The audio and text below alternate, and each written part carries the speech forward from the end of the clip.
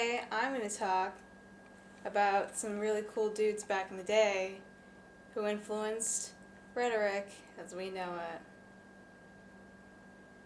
So, first off, in ancient Greece are the Sophists. Now these guys were like a ragtag team of like homeless dudes who were like nomads, and they traveled around and they taught people about rhetoric. Like, they thought rhetoric was awesome. It was like a great way to manipulate people so you could get all powerful. And one major dude who was a complete D-bag was Gorgias. Now, Gorgias was like super full of himself, and he like commissioned a gold statue to be made of him. He really loved himself. Gorgias. Gorgeous. Gorgeous Gorgias. And all we know really about Gorgias, like all his writings kind of disappeared because no one cared about him, but all we know about him is from Plato. Plato hated Gorgias. So he wrote Gorgias. I think that was the name. Right, so Plato was around a little after Gorgias, and he was also a famous rhetorician.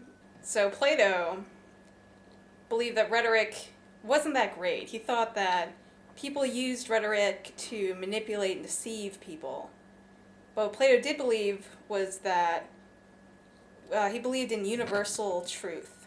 Like, he came up with this thing called the allegory of the cave. And what that was, which is this weird thing, I don't know how he came up with it, but one day he was like, you guys, so there's a cave, right? And there's a bunch of dudes, and they're chained in the cave, and they're facing the wall of the cave. And all they're seeing is the shadows of people behind them on the wall. And all the shadows they think like, oh, these shadows, this is what the world is like. But they don't know about the people making the shadows. The people making the shadows are real, and that's reality is. Plato hung around a lot with Socrates, or Socrates. And Socrates was his teacher, and they hung out around a lot, and everything that Plato wrote featured Socrates being awesome and making fun of that douchebag Gorgias. Right, and then there's Aristotle. And Plato was Aristotle's teacher, and Aristotle was all over the place.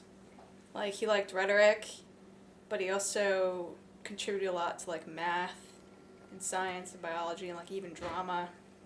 And Aristotle really liked to focus on one thing and make it super complicated.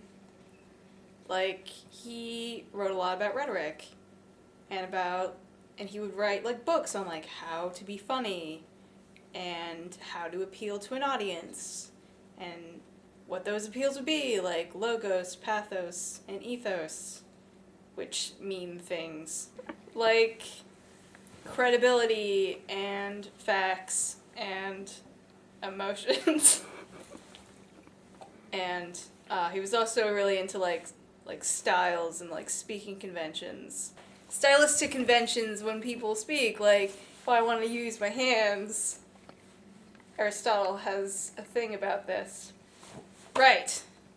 Aristotle kind of agreed with Plato, and he kind of agreed with the Sophists. Like, he believed that truth is relative, and that reality is...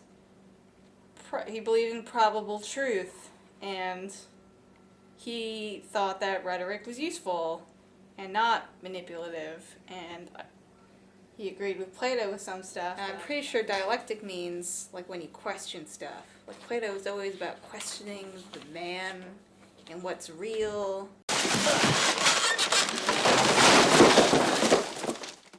So, that's rhetoric. Good night, and good luck. I should have written, like, an outro. And is this reality? Or is this just fantasy? Caught in a landslide, no escape from reality. Open your eyes, look up to the skies and see.